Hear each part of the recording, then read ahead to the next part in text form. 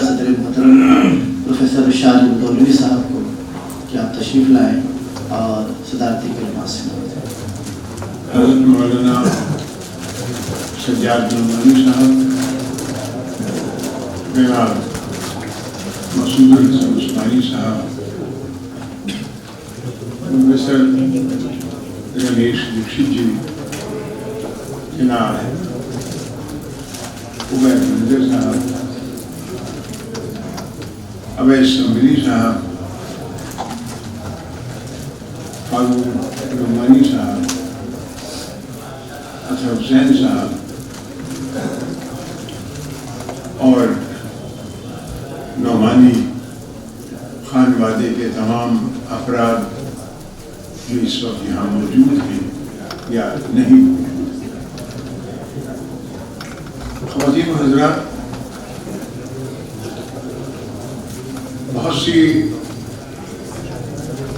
تقریریں آپ نے حفیظ نعمانی صاحب کے بارے میں سنی، ان کے شخصیت کے مختلف پہلوؤں کا لوگوں نے بڑی خوبصورتی سے احاطہ کرنے کی کوشش کی، اور حرف آخر سجاد نعمانی صاحب نے ادا کر دیا۔ ظاہر ہے خطیب مبلغ اور مقرر ہیں ہی، اور مجھ مجبور کو یہاں ان کے بعد آ کر بولنا پڑا۔ حضرات، وقت نہیں ہے، لیکن اتنا ضرور عرض کروں گا کہ پہلے تو ان دونوں حضرات کو جو اس کتاب کے مرتبین ہیں، اطہر حسین صاحب اور اویس سمبلی، انہیں میں مبارکباد دیتا ہوں کہ انہوں نے ایک بڑا کام انجام دیا۔ حفیظ کے بارے میں اگر میں یہ کہوں کہ انسان دوستی، خوش اخلاقی، جرأت، ہمدردی، محبت، وفاداری، ان چیزوں کو اگر ہم یکجا کر کے کوئی نام دینا چاہیں تو وہ حفیظ نعمانی ہی نام ہوگا۔ آپ دیکھیں ان کی تحریر، ان کا رویہ، ان کی گفتگو، جو لوگ ان سے واقف تھے یا جو واقف نہیں تھے اور ان کی تحریر کے شیدائی تھے، وہ جانتے ہیں کہ وہ کس طرح لکھتے تھے۔ میں نے نہیں دیکھا، میں بھی لکھتا ہوں کچھ، بہت سے لوگوں کو میں نے دیکھا ہے، کبھی کبھی ایک جملہ لکھنے کے لیے 3 بار جملے کو کاٹنا پڑتا ہے۔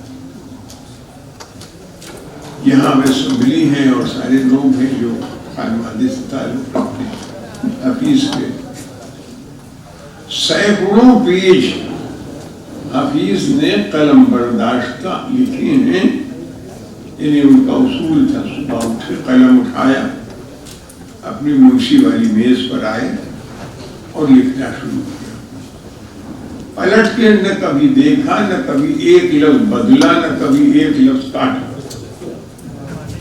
زبان پر یہ قدرت، اظہار پر یہ قدرت، یہ کتنے لوگوں کو نصیب ہے۔ ہم انہیں صاحب طرز ادیب کہتے ہیں، ہم انہیں صاحب طرز مصنف کہتے ہیں، ہم انہیں ایک نڈر اور بے باک صحافی کہتے ہیں۔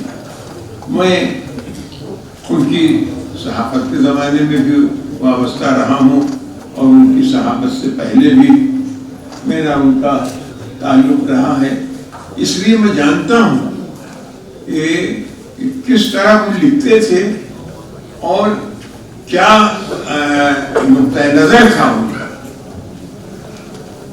بہت سی گفتگو یہاں ہوئی، مجھے معاف کریں گے آپ حضرات کہ وہ ایک بہت کہتے تھے میں بہت بڑے مذہبی خانوادے سے تعلق رکھتا ہوں.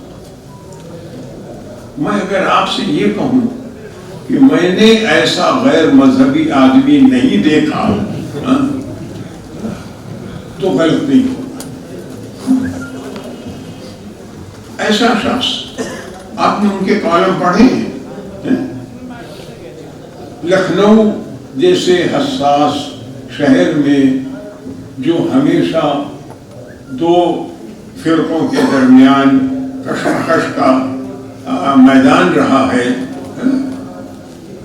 صرف اس کشمکش کو دور کرنے والی ایک شخصیت ہے جس کا نام حفیظ نعمانی.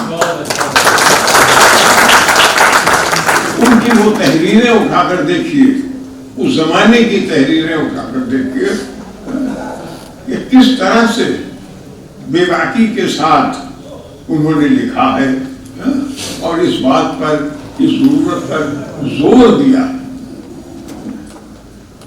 اعتراض بھی ان پر ہوئے، لیکن وہ اپنے رائے سے اور اپنے نظریے سے ٹس سے مس نہیں ہوئے.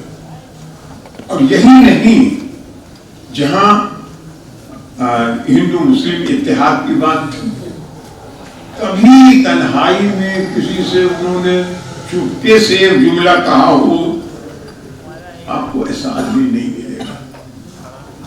ایسا آدمی نہیں ملے گا. جو جملہ انہوں نے لکھا، جو انہوں نے کہا، وہ ہمیشہ یکساں ایک رہا، اس میں کبھی کوئی تبدیلی نہیں آئی. میں عرض کروں کہ میں روز اخبار میں پہلے صبح سویرے ان کا کالم پڑھ کے اور انہیں فون کرتا تھا. وہ انتظار کرتے تھے میرے فون کا. ایک دن میں نے فون نہیں کیا، میں خود گیا اور میں نے صرف اتنا ان سے کہا کہ حفیظ، اب دوبارہ روداد قفس لکھنے کی نہ تم میں ہمت ہے اور نہ ہم لوگ برداشت کر پائیں گے، اس لیے ذرا اپنے قلم کو سنبھال. آج میں آپ کے سامنے یہ جملہ دہرا رہا ہوں.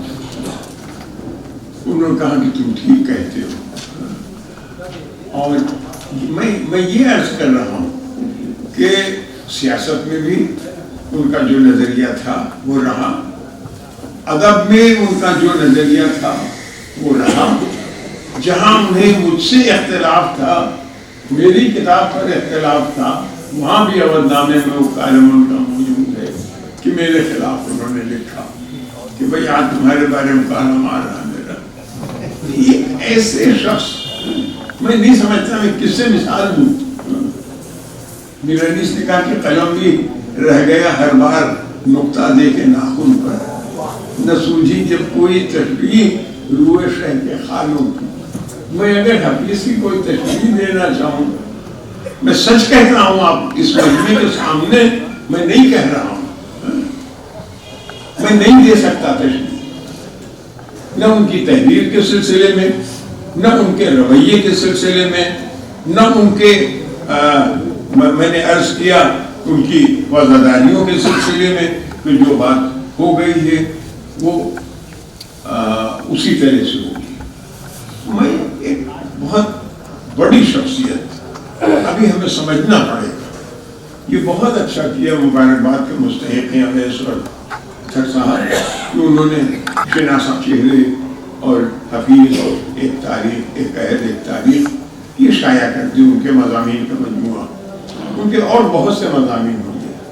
اگر آپ پڑھیں گے تو آپ محسوس کریں گے وقت کے ساتھ وقت کی آواز کون سی ہے اور کس طرح ایک جری، ایک زمانہ علمکار دکھ رہا ہے. میں ہاسپٹل پہ جاتا ہی تھا، کہہ لگے اب کل تک میں یہاں سے نکلوں گا تو پھر کالم لکھنے لگوں. نہیں منظور تھا اللہ کو، نہیں لکھ سکے وہ بات. لیکن میں سمجھتا ہوں کہ جو انہوں نے لکھا اسے آج پڑھنے کی ضرورت ہے.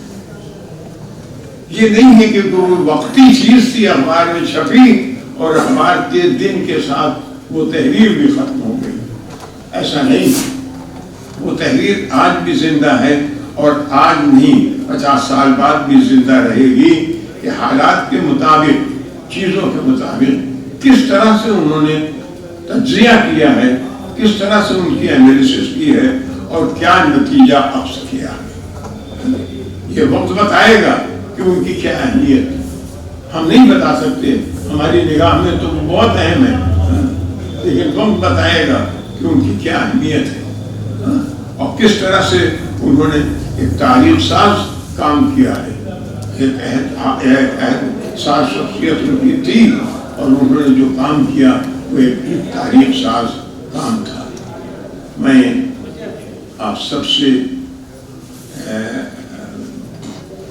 معذرت چاہتا ہوں کہ میں بہت شرمندہ ہوں، تاخیر سے پہنچا۔ صاحب آپ سے بھی خصوصی طور پر اور اجازت چاہتا ہوں۔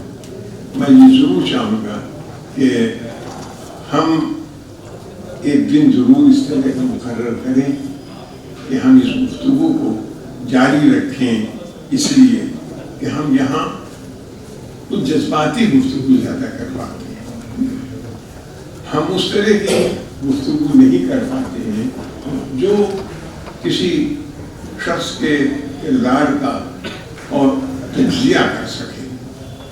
تو ضرورت ہے کہ ہم ان کے کردار کا تجزیہ کریں، ان کی تحریر کے ذریعے ان کو سمجھنے کی کوشش کریں اور ایک ایسے شخص کی یادگار قائم کریں جو ایک صحافی بھی تھا، ادیب بھی تھا، انسان دوست بھی تھا، محبت کرنے والا بھی تھا، مزیدار بھی تھا۔ بہت بہت شکریہ۔